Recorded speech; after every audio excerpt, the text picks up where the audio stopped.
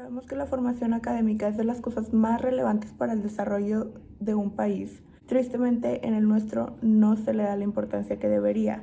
En México, la educación es un tema de segundo plano.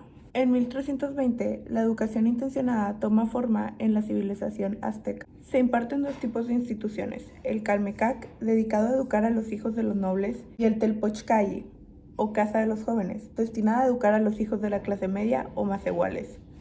Estas prácticas nos ponen en contexto cómo la desigualdad socioeconómica ha sido una parte muy influyente en la educación del país. Podemos ver que, tras la historia, la división entre la clase media, alta y baja es muy notoria.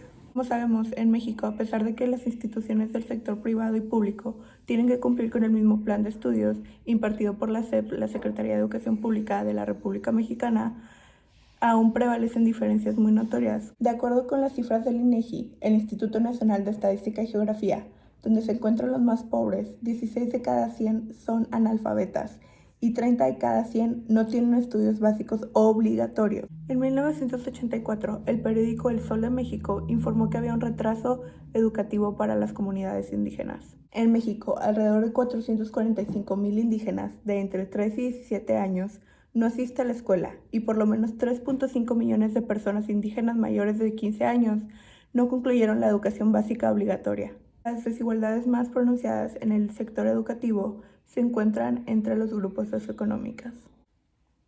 La desigualdad impacta negativamente en su totalidad a la educación del país.